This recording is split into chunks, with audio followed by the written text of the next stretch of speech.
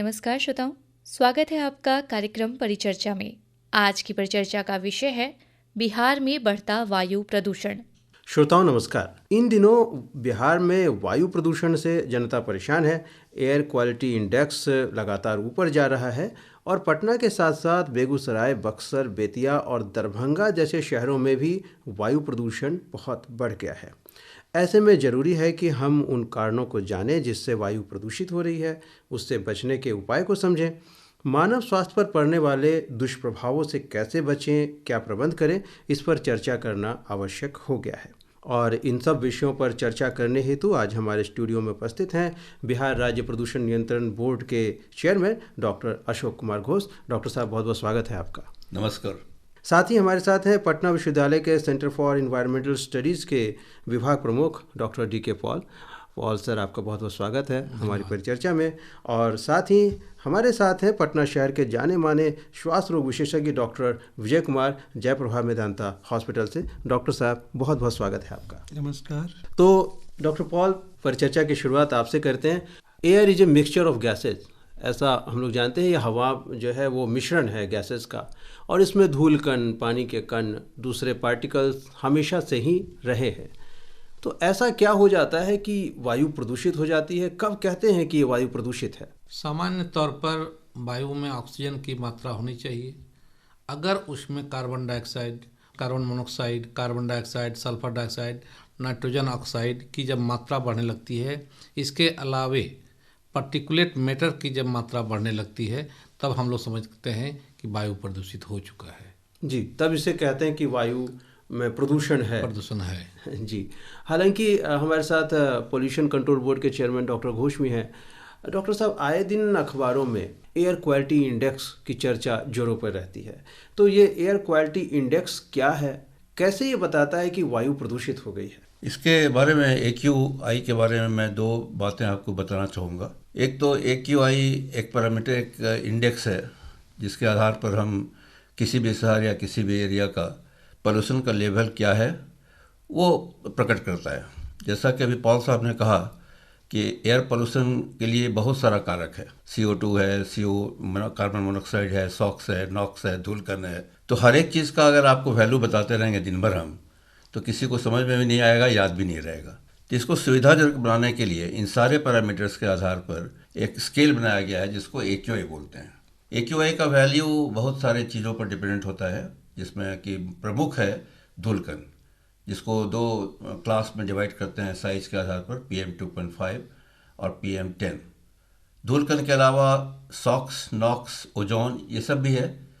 बिहार के बारे में पहला बात मैं ये बताना चाहूँगा कि जितने पैरामीटर्स पर ये AQI आधारित है, उसमें अधिकांश पैरामीटर जो परमिसिबल लिमिट है उसके विदीन है, जिसमें सल्फर डाइऑक्साइड ये सब भी है, ओजोन ये सब भी है। जो प्रमुख है कारण हाई AQI होने का वो है धूलकण, PM2.5 एंड PM10। और धूलकण के चलते AQI होना दो कारण है उसका, एक है जियोलॉजिकल और दूसरा है एंथ्रोपोजेनिक।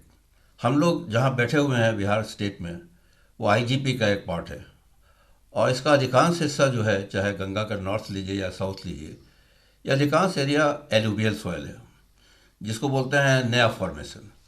और मिट्टी का जब भी नया फॉर्मेशन होता है तो बहुत सॉफ्ट रहता है, वेल सेटल्ड नहीं है।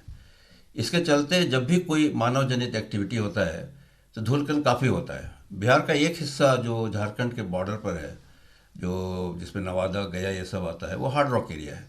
तो आप देखेंगे कि गया का AQI हरदम कम रहता है, और उसके जगह पर बेतिया ले लीजिए या दरभंगा ले लीजिए या मुजफ्फरपुर ले लीजिए, उसका AQI बहुत ज़्यादा होता है। तो ये दो रीजन है।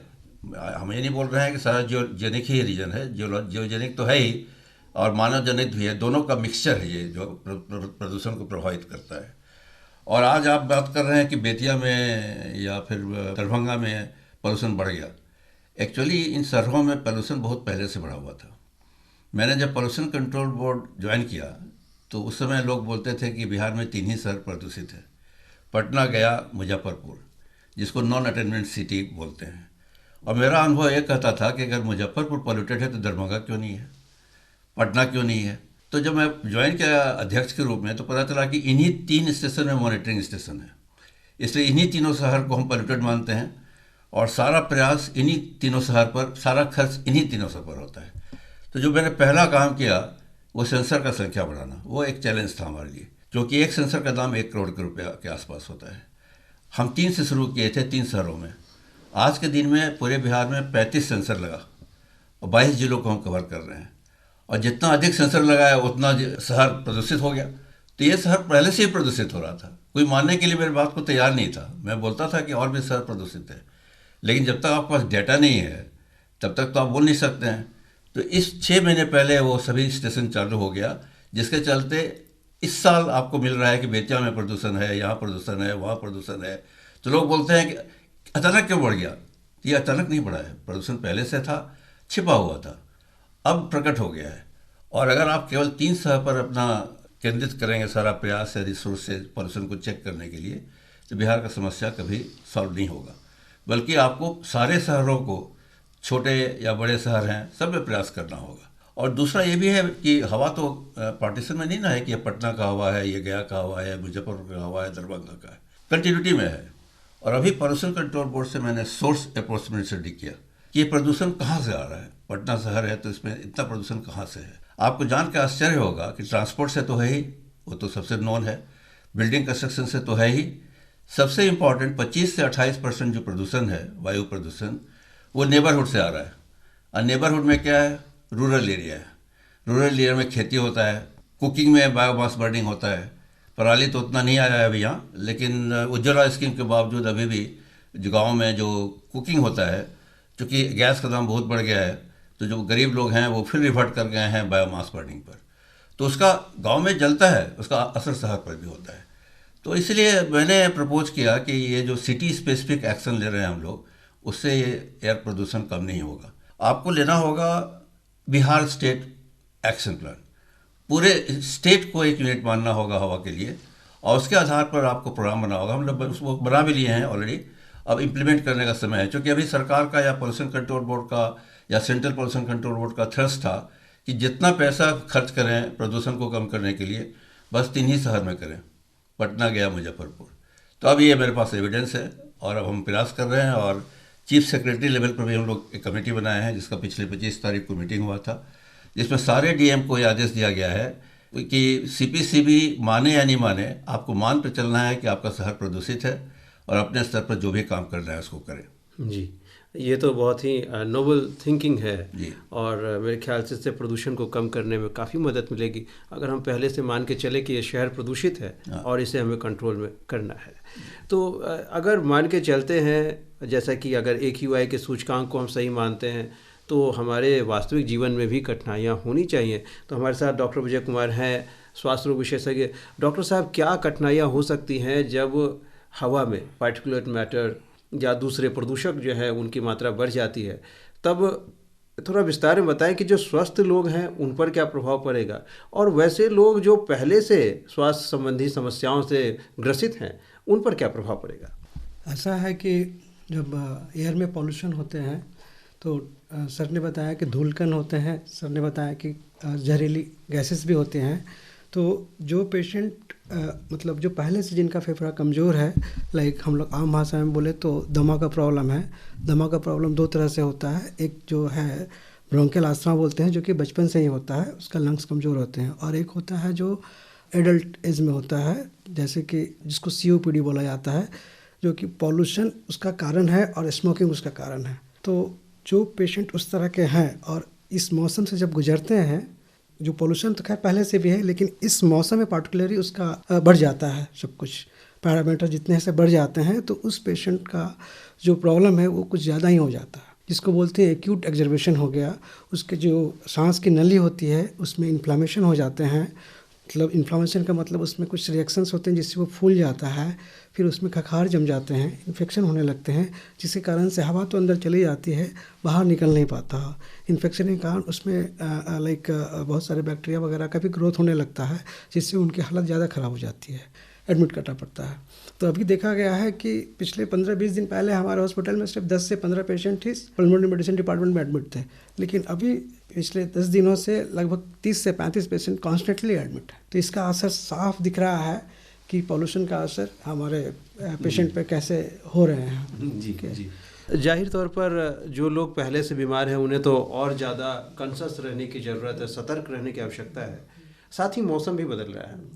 तो अभी जैसा कि डॉक्टर घोष बता रहे थे कि गाँव में जो जीवाश्म ईंधन का प्रयोग किया जा रहा है उसका असर केवल गाँव में नहीं, अब वो शहर में भी आ रहा है। जिस क्षेत्र में प्रदूषण की बात कर रहे हैं तो अड़ोस पड़ोस से भी प्रदूषण वहाँ पहुँच रहा है। तो डॉक्टर पॉल बताए कि मौसम भी बदल रहा है। ये ऐसा समय होता है कि जब ठंड आने लगती है, साथ ही साथ कृषि में जो गतिविधियां हैं, फसल एक खत्म होती है, फसल चक्र दूसरा शुरू होने वाला होता है, तो किसान खेत भी तैयार करते हैं। इन सब से हमारे वायु प्रदूषण पे क्या प्रभाव पड़ता है? मैं इस पर बात करता हूँ, लेकिन मैं डॉक्टर साहब जो बताया बहुत अच्छी महत्वपूर्ण बात बताया है, उसमें कुछ मैं जोड़ना चाहता हूँ, क्योंकि मैं जंतु विज्ञान का भी छात्र हूँ। मुख्यतः होता क्या है कि जब हम लोग सांस लेते हैं तो लंग्स में एल्वियोलर, सरल भाषा में एल्वियोलर और एल्वियोलस, जहाँ पर ऑक्सीजन और कार्बन डाइऑक्साइड का आदान प्रदान होता है। तो ये जो वायु प्रदूषण के कण या गैस वहाँ जाकर अगर जमा हो जाता है तो ऑक्सीजन और कार्बन डाइऑक्साइड के आदान प्रदान में दिक्कत आने लगती है, जिसके चलते सारी समस्याएं उत्पन्न होने लगती है। और फाइनली जितने भी शरीर के अंग हैं, चाहे किडनी हो, लीवर हो, ब्रेन हो, सब धीरे धीरे अफेक्टेड करने लगता है। और डॉक्टर साहब ने तो विशेष कहा, आपने कहा मौसम विभाग का, तो आप पहले समझे कि जैसे ही ठंड का मौसम आता है तो ये जितने भी धूलकण वगैरह सब हैं वातावरण में, ये जलवाष्प जो ठंडी हो रही है उसके चलते मिलकर स्मॉग का निर्माण करता है। स्मॉग का मतलब हुआ स्मॉग प्लस फॉग, ये जब दोनों मिलकर जाता है स्मॉग, ये जब आने लगता है तो वायु प्रदूषण कहिए कि अधिक होने लगता है। यही कारण है कि ठंड के मौसम में दिल्ली में कहते हैं कि बहुत ज़्यादा प्रदूषण हो गया है। केवल दिल्ली में नहीं, हमारे बिहार, इवन पटना, बिहार के विभिन्न शहरों में भी यही धूलकण का असर दिखने लगता है। जी, साथ ही जब स्मॉग की बात हो रही है तो फोटोकेमिकल स्मॉग के बारे में भी कुछ बताएं, जिससे कि जंतुओं के साथ साथ वनस्पति भी प्रभावित हो जाती है। जब ये स्मॉग जब होता है, फोटोकेमिकल, फोटो मीन्स लाइट का जब असर पड़ता है तो फिर ये स्मॉग का विखंडन होता है, ये ज़्यादा हानिकारक करने लगता है। जी, तो डॉक्टर साहब, जहाँ पर सूर्य प्रकाश भी आवश्यक होगा, जहाँ फोटोकेमिकल की बात हो रही है, केमिकल यानी कि धुआं भी चाहिए और प्राकृतिक रूप से जो ओस कोहरा बनता है उसका भी होना आवश्यक है। तो जहाँ पर ट्रैफिक जाम की समस्या है, क्या वहाँ पर ज़्यादा चांसेस हैं कि इस तरह का स्मॉग वहाँ उस क्षेत्र में ज़्यादा बनेगा? निश्चित रूप से, क्योंकि ट्रांसपोर्टेशन एक महत्वपूर्ण कारण है वायु प्रदूषण के लिए, जहाँ पर जीवाश्म ईंधन का खपत होती है। और जितने भी मशीनरी हैं, फिजिक्स के भाषा में किसी भी मशीन की मैक्सिमम इफिशियंसी मैक्सिमम 35% होता है। 65% फ्यूल का कंजम्पशन नहीं हो पाता है, जो फिर वो अवशेष के रूप में वातावरण में आ जाता है और वो फिर वायु प्रदूषण का कारण हो जाता है। यही कारण है कि जहाँ ट्रैफिक हो जाता है, ट्रैफिक पर जगह पर जो विशेषकर रोगी लोग हैं वहाँ पर लंग्स में परेशानी होने लगती है, उनको दिक्कत महसूस होने लगती है। केवल अस्वस्थ नहीं, स्वस्थ व्यक्ति को भी असहज महसूस करने लगता है जहाँ पर ट्रैफिक ज़्यादा रहता है। ट्रांसपोर्टेशन, नॉट ओनली ट्रांसपोर्टेशन, जहाँ फैक्ट्री है, फैक्ट्री के आसपास भी जहाँ पर बहुत वायु प्रदूषण रहता है, वहाँ भी लोग असहज महसूस करने लगते हैं। जी, डॉक्टर घोष, आपसे जानना चाहेंगे कि यहाँ धुएं की बात हो रही है, स्मोक, फोटोकेमिकल स्मोक, तो ईंट चिमनियाँ जो होती हैं, ईंट भट्टी की जो चिमनियाँ होती हैं, ये लंबी होती है, सीधी ऊपर की ओर जाती है और ज़्यादा ऊंचाई की नहीं होती, तो ये भी एक प्रमुख कारक है वायु प्रदूषण का। क्या कहेंगे आप? आपके प्रश्न का जवाब देने के पहले मैं एक चीज़ जोड़ना चाहूँगा जो डॉक्टर पॉल ने कहा कि मौसम का जो परिवर्तन होता है उसके मुताबिक पॉल्यूशन पर प्रभाव पड़ता है। उसमें एक इम्पॉर्टेंट ये पॉइंट है कि हम लोग सालों भर मॉनिटर करते हैं एयर पोल्यूशन का AQI का लेवल, और हर साल इस वक्त में जब नवंबर का समय आता है, जब ट्रांजिशन होता है गर्मी से जाड़े की ओर, तो AQI शूट अप करता है। ये इस साल का नहीं है, हर साल होता है। इसका एक कारण तो इन्होंने बताया, एक दूसरा कारण भी है जिस प्रोसेस को बोलते हैं थर्मल इन्वर्सन। गर्मियों के दिन में जो हवा है, गर्म होता है, तो गर्म हवा आप जानते हैं ऊपर की ओर जाता है, और ऊपर की ओर जाता है तो धूलकण को ही ऊपर की ओर ले जाता है। जैसे ही विंटर आना शुरू होता है, ठंडा होता है मौसम, तो जो टेम्परेचर का चेंज हुआ उसके चलते ये टेंडेंसी है कि फिर गर्म हवा ऊपर की ओर जाना चाहेगा, ठंडा हवा नीचे के आना चाहेगा, और जो ठंडा हवा नीचे आता है तो ऊपर में एक परत बना देता है धूलकण के साथ, जो कि नीचे के हवा को ऊपर नहीं जाने देता है, एक ब्लॉकेट हो जाता है। और उसके चलते जो हम जहाँ पर हम लोग रह रहे हैं या जहाँ पर हमने लगाया है AQI का इंस्ट्रूमेंट, वहाँ जो लेवल है पॉल्यूटेंट्स का वो काफ़ी बढ़ जाता है। इस प्रक्रिया को फिजिक्स का एक प्रोसेस है जिसको बोलते हैं थर्मल इन्वर्सन। ये हर साल होता है, हर साल होगा, कितना भी कुछ प्रयास करेंगे। बिहार में लगभग हम लोग के डाटाबेस के मुताबिक 6500 ईंट के भट्टे हैं और उससे काफ़ी प्रदूषण होता था। उसको कम करने के लिए पहले तो मैंने UNDP की मदद से सैटेलाइट इमेज के थ्रू सारे ईंट भट्टों का लोकेशन जाना और हम लोगों ने ऑर्डर रिलीज़ किया, एक रूल पास किया कि सारे ईंट भट्टों को स्वच्छता तकनीक में कन्वर्ट करना होगा, जिसका एक तरीका को बोलते हैं जिग जैग टेक्नोलॉजी, जिसमें जो आपने 2 प्रश्न पूछा, स्टैक का जो ऊंचाई है वो कम होता है, उसको बढ़ाया गया और अरेंजमेंट ईंट का इस तरह से किया जाता है कि उसमें जो ईंधन डाला जाए, कोयला डाला जाए, वो पूरी तरह से जले। तो जो आप एयर प्रदूषण की बात करते हैं ईंट भट्टों के द्वारा, उसका 2 कारण है, चिमनी से धुआं निकलना और जो आपने ईंधन लगाया उसका पूरा नहीं जलना। तो ये जो नया टेक्नोलॉजी हम लोगों ने लागू किया, बिहार में कंडीशन लगा दिया कि कोई भी नया भट्टा जब तक जिग जैग टेक्नोलॉजी में कन्वर्ट नहीं होगा, स्वच्छता तकनीक में कन्वर्ट नहीं होगा, तब तक उसको हम लाइसेंस नहीं देंगे। तो इससे प्रभाव पड़ा है और अभी तक में हम लोग 4000 ईंट भट्टों को कन्वर्ट करा चुके हैं ऑलरेडी। 2000 के आसपास बाकी है। उम्मीद है अगले 6 महीने में या तो वो कन्वर्ट कर लेंगे या उनको हम बंद करवा देंगे। तो ईंट भट्टों का उत्सर्जन होता है, लेकिन पिछले 2 साल में उसका जो शेयर था उत्सर्जन का एयर पॉल्यूटेंट्स के रूप में, वो उसमें काफ़ी कमी आया है। और हम लोग का ये पॉल्यूशन कंट्रोल बोर्ड का भाई टारगेट है कि 2 साल होते होते सारे ईंट भट्टों को हम लोग स्वच्छता तकनीक में कन्वर्ट कर देंगे। ईंट भट्टों को पूरी तरह से बंद करना मुश्किल है, विकास हो रहा है, ईंटा चाहिए। और साथ में एक और अल्टरनेटिव हम लोग यूज़ कर रहे हैं, वो है फ्लाई ऐश ब्रिक।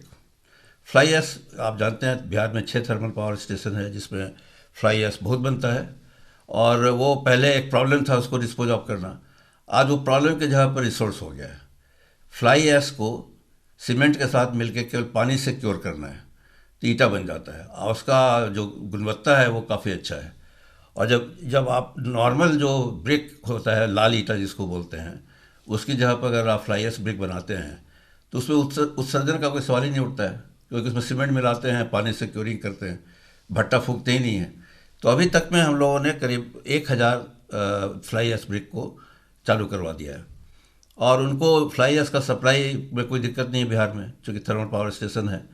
तो उनको भी फ़ायदा है कि उनका जो प्रॉब्लम था वो एसेट हो गया है, अब वो बेचते हैं, ऑक्शन करते हैं। एक समय था जब कि आप देखते होंगे कि थर्मल पावर स्टेशन के चारों ओर बहुत बड़ा बड़ा पहाड़ बना हुआ है फ्लाई ऐश का, अब नहीं दिखाई पड़ेगा आपको, क्योंकि फ्लाई ऐश बनते ही उसको लेने के लिए रोड कंस्ट्रक्शन, ईंट भट्टे वाले, बहुत जगह इसका यूज है।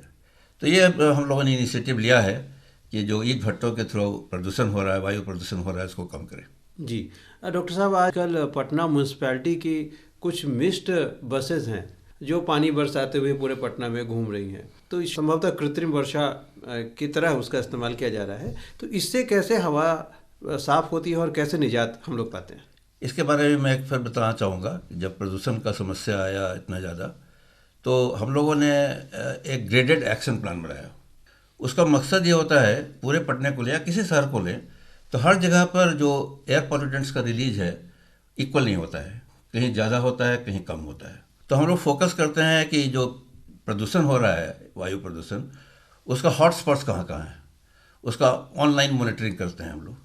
और जब ऑनलाइन मॉनिटरिंग करते हैं तो उन जगहों पर जहाँ पर से प्रदूषण बहुत हो रहा है वहाँ पर वो मशीन जाता है, और अगर वहाँ धूलकण बहुत हुआ है और आप स्प्रे करते हैं मिस्ट स्प्रे, तो धूलकण को वहाँ सेटल कर देता है, जिससे कि जो एयर प्रदूषण है वो कम हो जाए। तो नाम ही दिया गया है ग्रेडेड एक्शन प्लान।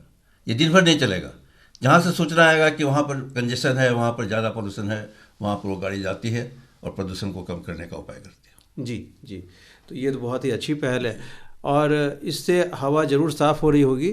लेकिन जो हमने बात की थी कि जहाँ पर ट्रैफिक जाम रहता है, धुआं बहुत ज़्यादा हो जाता है, वहाँ पर जो लोग एस्थमेटिक हैं, जिन्हें पहले से अस्थमा की प्रॉब्लम है, क्या चांसेस हैं कि उनको एस्थमेटिक अटैक आ जाए और क्या करना चाहिए उनको ऐसी स्थिति से बचने के लिए? जो पोल्यूशन है और जो केमिकल पोल्यूशन बता रहे हैं कि ऑटोमोबाइल से हुआ या मौसम चेंज होने के कारण कुछ ये इन्वायरमेंट में फूल वगैरह भी नए नए आते हैं, उसके कारण से भी कुछ एलर्जीज डेवलप करते हैं। जो आस्थमेटिक पेशेंट होते हैं उनका, हर पेशेंट का अलग अलग एलर्जेंस होता है, किनका किस चीज़ से एग्रीवेशन होगा किसी को पता नहीं है। तो हर पेशेंट का अलग अलग होने के कारण लेकिन होता तो सब में है, जो क्योंकि एलर्जी प्रोन होते हैं वो आस्थमेटिक पेशेंट, तो उसके कारण से एग्जर्बरेशन होता है और पेशेंट को बीमारी होने लगती है और वो सिम्टम्स दिखाने लगते हैं उसमें। जी, ठीक तो है। प्रिवेंटिव मेजर क्या करें? प्रिवेंटिव मेजर है सर, बचाव ही प्रिवेंटिव मेजर है, जो सर लोग बताएंगे किस तरह से इनको पॉल्यूशन को कम करना है, और हम लोग तो बस केवल ये बताएंगे कि मास्क हमेशा प्रयोग करें, चाहे कोरोना रहे या ना रहे, आपको हमेशा मास्क का यूज़ करना चाहिए। डॉक्टर पॉल, एक बात बताएं कि अखबारों में आजकल बहुत ज़्यादा पीएम पार्टिकुलेट मैटर्स की बात बहुत ज़्यादा हो रही है कि पीएम का स्तर ये है, पीएम के साथ अंक भी होते हैं 10, 2.5 वगैरह वगैरह। तो इस पीएम के खेल को समझाएं, ये पीएम आखिर क्या बोला है? देखिए, प्रोफेसर घोष ज़्यादा बेहतर बताएंगे, लेकिन जहाँ तक मुझे जानकारी है या मैं जानता हूँ, PM 2.5 का मतलब ये हुआ कि 2.5 माइक्रोमीटर या उससे कम के पार्टिकल को 2.5 कहते हैं। PM 10 का मतलब हुआ कि 10 माइक्रोमीटर से कम का पार्टिकल को। एक्चुअली ये क्या होता है, जो हमने बताया एल्वेओलाई या एल्वेओलस कस सीधे जाकर वहाँ पर उसके सेल या कोशिका में जाके डिपोजिशन हो जाता है, जो ऑक्सीजन और कार्बन डाइऑक्साइड के आदान प्रदान में दिक्कत करती है। ये उससे अगर लार्जर पार्टिकल है तो वो लार्जर पार्टिकल हम लोग फिल्टर कर देते हैं यहाँ तक एल्वेओलाई तक जाते जाते। ये हमारे वातावरण में PM 2.5 या PM 10 ये ज़्यादा डेंजरस है, बल्कि 2.5 is more dangerous than PM 10, क्योंकि इतना माइन्यूट पार्टिकल होता है कि ये फिल्टर भी अगर मास्क भी लगाया जाए तो आई थिंक कि 95 जो हम लोग लगाते हैं उससे फिल्टर हो जाए तो हो जाए, अदरवाइज वहाँ भी फिल्टर वो करने में असक्षम है, इसलिए वो ज़्यादा डेंजरस है PM 2.5। PM 2.5 और 10 जैसा कि पॉल साहब ने कहा, ये साइज स्पेसिफिक है, क्वालिटी स्पेसिफिक नहीं है। मेरा इस पर भी विरोध रहता है। जैसे धूलकण जो बनता है जिसको PM 2.5 बोल रहे हैं, मान लीजिए एक धूलकण खेत से निकला जहाँ किसान खेती कर रहे हैं, मिट्टी का धूलकण, और दूसरा धूलकण कोयला जलाने से निकला। दोनों का साइज है 2.5। आप दोनों को सेम मान रहे हैं, लेकिन डॉक्टर साहब बताएंगे कि जो मिट्टी से बना हुआ धूलकण होगा और कोयला से बना हुआ धूलकण होगा या किसी फैक्ट्री से निकला हुआ धूलकण होगा, वो स्वास्थ्य के लिए ज़्यादा हानिकारक होगा, जबकि जो ज़मीन से धूलकण निकला होगा वो हानिकारक होगा लेकिन कम होगा। लेकिन जो वेटेज देते हैं AQI में, वो कोई भी धूलकण हो, किसी भी तरह का हो, फैक्ट्री का हो, कोयला का हो, खेत का हो, रोड का हो, व्हीकल का हो, सबको PM 2.5 सबका वैल्यू बराबर। तो मैं ये कहता हूँ कि बिहार एक कृषि स्टेट है, तो इस स्टेट में धूलकण ज़्यादा होना स्वाभाविक है। लेकिन ये भी तो देखिए कि वो धूलकण कैसा है। अगर वो धूलकण में 80% धूलकण सच में धूलकण है, जिसको धूली बोलते हैं, मिट्टी का धूली, अगर वही है, और 15% केवल है बाहरी धूलकण जो वाहन से निकलता है, उसकी जगह पर किसी शहर में 80% वाहन का प्रदूषण है और 20% ज़मीन से निकल रहा है, तो क्या उसका हेल्थ इम्पैक्ट बराबर होगा? लेकिन आज हम लोग उसको क्लासीफाई किए हुए हैं PM 2.5, PM 10। तो हम CPCB में मैंने ये प्रश्न उठाया है कि आपको क्वालिटेटिव स्टडी भी करना चाहिए और हर धान 22 पसेरी नहीं तोलना चाहिए। हिंदी में बोलते हैं ना हम लोग, सभी धान 22 पसेरी। तो PM 2.5 जो भी लीजिए, अरे जो ईंधन जल रहा है आपका कार में, उससे जो एमिट हो रहा है वो धूलकण, और खेत की मिट्टी में जिसमें किसान खेती करता है सदियों से, उसका धूलकण कहाँ सदियों पर है। जो फार्मर कृषि करते थे उनको एजमा हो जाता था खेत में हल चलाने से, तो धूली तो उड़ता ही था, लेकिन वो धूली सेफर था कॉम्परेटिवली, अनसेफ होगा। और एक्सपोजर टाइम भी बहुत महत्वपूर्ण है। दो आदमी हैं, जैसे हम हैं, हम घर में रहते हैं, ऑफिस में जाते हैं, रोड पर हम लोग का टाइम बहुत कम है। जो हाई AQI है उसका असर सबसे ज़्यादा खुले में होता है, एम्बियंट एयर में होता है।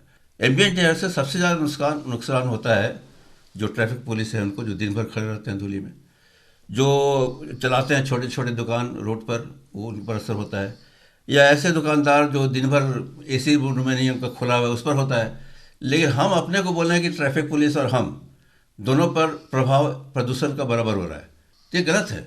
हम पर कम प्रभाव होगा, क्योंकि धूलकण का जो भी प्रभाव होता है वो एक्सपोजर टाइम पर भी डिपेंड करता है। जैसे हम दिन भर मान लीजिए 10 मिनट वो धूलकण प्रभावित क्षेत्र में चले गए, तो कल होकर हमको एजमा नहीं हो जाएगा। लेकिन अब महीनों अगर हम ट्रैफिक पुलिस को देखते हैं जो 8 घंटा ड्यूटी करता है रोड पर, तो उसका ज़्यादा प्रभाव होगा। और मैंने एक अध्ययन भी कराया था कि जो एयर पोल्यूशन का इम्पैक्ट होता है किस श्रेणी के लोगों पर ज़्यादा होता है, और जैसा कि मेरा हाइपोथेसिस था वही रिजल्ट निकला। जो भी ट्रैफिक पुलिस को हमने सर्वे किया या जो खोमचा वगैरह लगाते हैं उनका सर्वे किया, उसमें COPD का समस्या, एजमा का समस्या बहुत ज़्यादा था।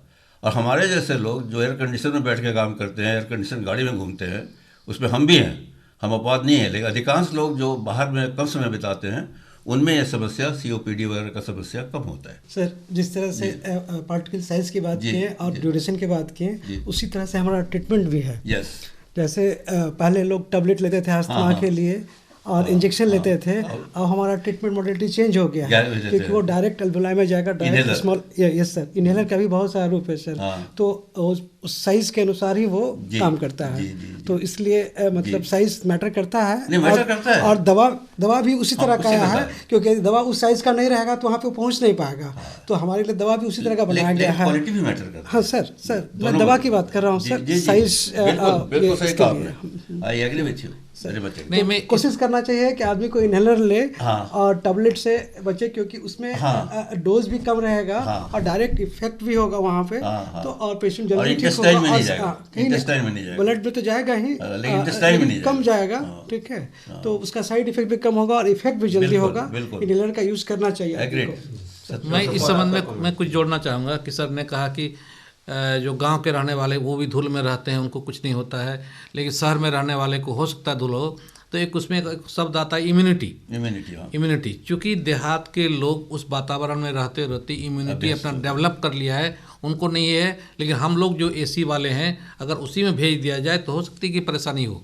जैसे हर आदमी का अपना अपना इम्यून पावर होता है। हमको चिकन फीवर या पोलन ग्रेन से एलर्जी है, लेकिन किसी को नहीं है।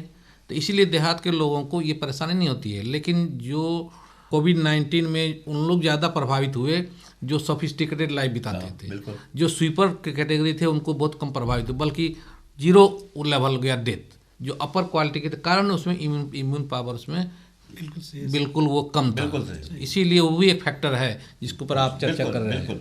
लेकिन जो AQI का सूचकांक है वो लगातार बढ़ता है, तो पब्लिक जो कॉमन है, सामान्य जनता जो है, उस पर थोड़ा सा पैनिक क्रिएट हो जाता है कि जैसा अभी डॉक्टर घोष ने बताया कि सब पे अलग अलग प्रभाव है। जो ट्रैफिक इंस्पेक्टर है उसे चूँकि वहाँ रहना है तो उस पर ज़्यादा प्रभाव करता है, बाकियों में कम करता है। लेकिन जो कारण है वायु प्रदूषण के, उसके लिए तो एक भागीदारी है सबकी भागीदारी, थोड़ा बहुत सब कंट्रीब्यूट कर रहे हैं। हाँ डॉक्टर घोष, आप क्या कहेंगे? मैं बराबर इस बात पर एम्फेसाइज करता हूँ कि जो वायु प्रदूषण है उसको घटाने के लिए सरकार का भी ड्यूटी है, पोल्यूशन कंट्रोल बोर्ड का भी ड्यूटी है, लेकिन साथ में सबसे बड़ा इम्पॉर्टेंट ड्यूटी कम्युनिटी का है। ये जो प्रॉब्लम है वायु प्रदूषण का, केवल सरकार के प्रयास से या केवल पोल्यूशन कंट्रोल बोर्ड के प्रयास से इसको पूरी तरह से हम लोग ख़त्म नहीं कर सकते हैं। इसमें बहुत ज़रूरी है कम्युनिटी पार्टिसिपेशन, आम जनता का जागरूक होना। अक्सर हम लोग बोलते हैं कि वायु प्रदूषण सरकार ठीक करेगी, पोल्यूशन कंट्रोल बोर्ड ठीक करेगा, मेरा कोई रोल नहीं है। अब बिहार का जितना आबादी है उसमें हर एक आदमी एक छोटा छोटा कंट्रीब्यूशन कर दे एयर पोल्यूशन को चेक करने के लिए, तो उसका बराबरी कोई सरकार नहीं कर पाएगा। जैसे मैं एक उदाहरण देता हूँ छोटा सा।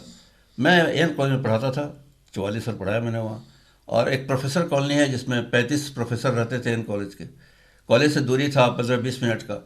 हम बराबर बोलते थे कि हम लोग एक ही जगह जाते हैं, एक ही जगह से जाते हैं, वापस आते हैं, क्यों नहीं हम लोग कार पूल बना के चलें।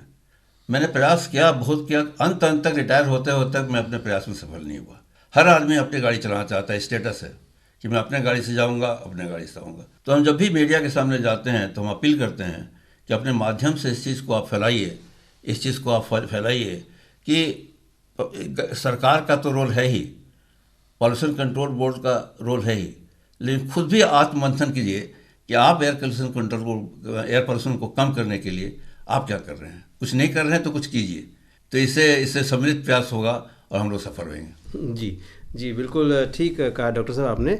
सबके सम्मिलित प्रयास से ही ये सब संभव है। सरकार अपना काम कर रही है, लेकिन सामान्य जनता को भी अपनी भागीदारी इसमें देनी चाहिए, क्योंकि बिना भागीदारी के इतिहास गवाह है कोई योजना, कोई स्कीम आज तक सफल नहीं हो सकी है। सुनने वाले अपने सभी श्रोताओं से ये अपील है कि वो छोटे छोटे कदम उठाएं, जैसा कि इस परिचर्चा में सामने निकल के आ रहा है। आपके ये छोटे कदम हमें बहुत बड़ी निजात दिलाएंगे और हम सबको निजात दिलाएंगे वायु प्रदूषण से।